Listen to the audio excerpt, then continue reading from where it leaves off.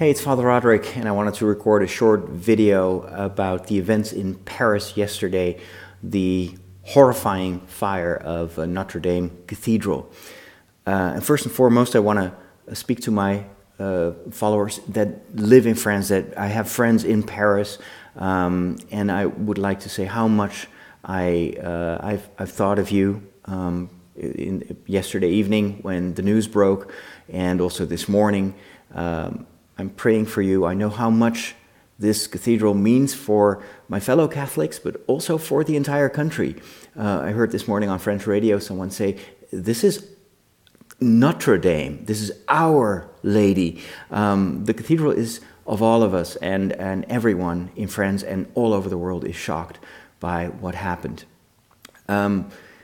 It was devastating to watch the images. It is a place that is very dear to my heart. I've been to Paris many, many times. Not everyone perhaps knows that I spent 5 years in seminary in the French part of Belgium, together with a lot of students from France, and a number of them from Paris. So I still have a lot of fellow priests that work there, that live there. I go there every once in a while, and every time I visit France, of course, I go to Notre Dame to pray, sometimes to celebrate Mass, and it is one of the most beautiful places in the world. And to see it being destroyed by fire, to see the flames engulf the entire roof, I was just petrified, and I was so afraid that the entire building would crumble. After all, we're talking about a building that has been built more than 8 centuries ago. A lot of the structures are wooden, and so I was preparing for the worst, and at the same time you're kind of like, but I cannot imagine a future for the city of Paris, for France, without Notre Dame Cathedral. So I kind of felt that whatever happens, they will rebuild the cathedral.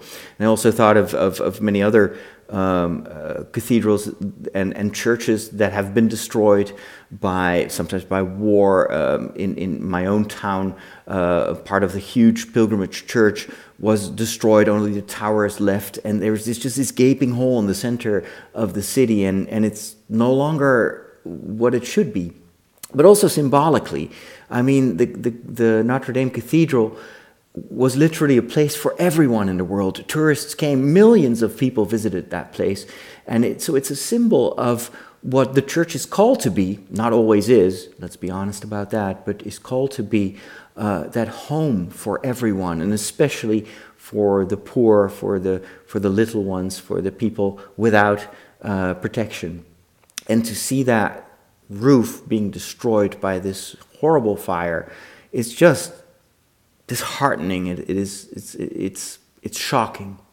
Now, I've been following the news until very late at night, and this morning I woke up and immediately, of course, checked what was going on, and I was so relieved and really said a prayer of thanksgiving for a number of things. So first of all, that it appears that the main structure of the cathedral has been saved, thanks to the incredible work of the firemen and hundreds and hundreds of people that have been at work throughout the night to save the overall structural integrity of the building. I was also stunned to see some footage from the interior of the Notre Dame Cathedral, and you see this. The first image that I saw this morning was the interior of Notre Dame. You see water on the floor, but you still see the benches. You see the altar in the distance that has miraculously not been destroyed at all, and right in front of the altar, the place where normally it's kind of an open space, there are some of the pews there. That's where the main bell tower crashed into the ground, but it didn't hit, almost nothing. And then beyond the altar, and that was the most impressive thing, there was this huge golden cross, and the sunlight that came in through I think partially through the windows, perhaps even through holes in the roof, it was shining straight onto that cross. And since it's gold plated, it was this just vibrant sign, this cross like that was still there. And I know for many of my friends in Paris, especially for my Catholic friends, that was almost a sign from God, from heaven, that, I am still here. And this all happens, of course, in Holy Week, the holiest of times for Christians. A time where we remember the suffering of Jesus and include in that suffering, of course, the suffering of everyone that he lived and died for. So it's in a way a metaphor. At least I know that some of my friends in France kind of see this as a metaphor of the suffering church, and also of the very, very difficult times that the church in Europe and in the entire world goes through right now, with also the destruction from the inside by all the scandals and all the abuse. And it's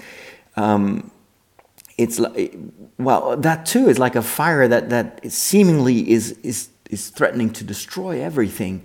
But then in the middle of that darkness and in the middle of that incredible sadness of seeing so much being destroyed, there is this vision of that cross that is almost like telling us, I will be there, and I'm here in the middle of that suffering, with the symbol of any suffering that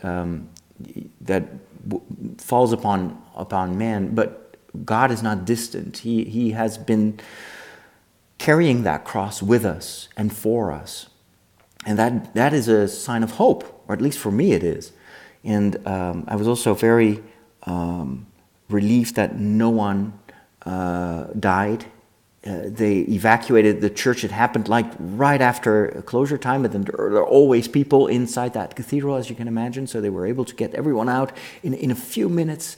There have been, I think, 3 firemen and other assistants that were hurt, but they are undergoing treatment, but they're going to make it.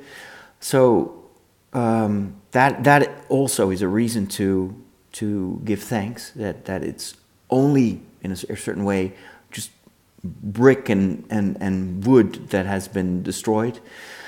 Also, I was incredibly relieved to hear that a lot of the precious works of art, but also the relics.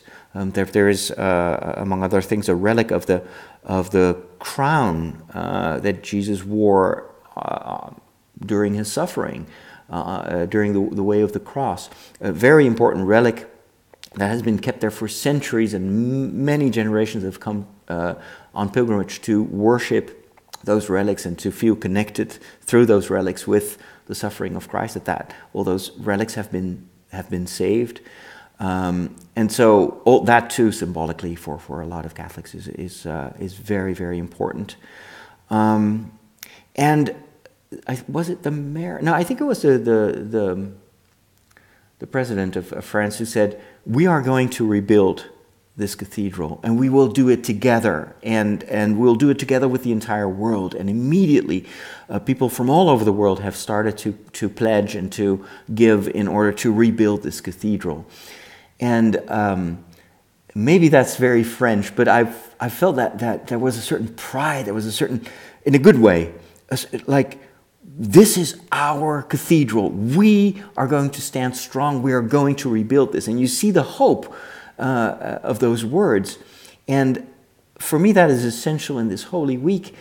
It's not just about suffering. Ultimately, especially in the last 3 days, Holy Thursday and Friday and Saturday, it culminates in the celebration of hope and this light of the Easter candle that is carried into the darkness of our world, and that announces that the future is not dark, is not desperate, but the future is full of hope, full of life, and full of God's everlasting presence. And that is what I hope, that this tragedy will also instill in the hearts of everyone who is involved in rebuilding this cathedral, that where people find each other and help each other rebuild what was lost or what was destroyed, that in itself is grace and something incredibly positive and something that builds up much more than just a building. It rebuilds our relationships. It binds people together.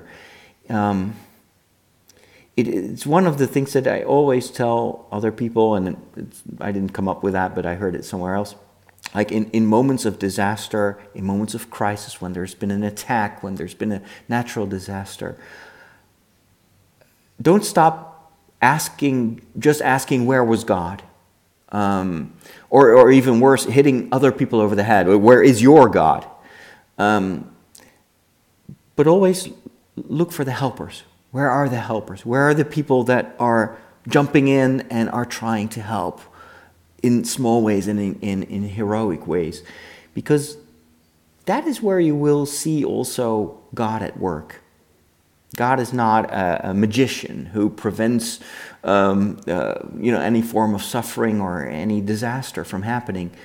But if you look at Jesus, he's always there where people suffer in order to lift them up and to help them carry their cross.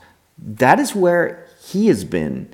And Jesus says somewhere, who sees me sees the Father. So if you want to know where God is in these disasters, look for the helpers.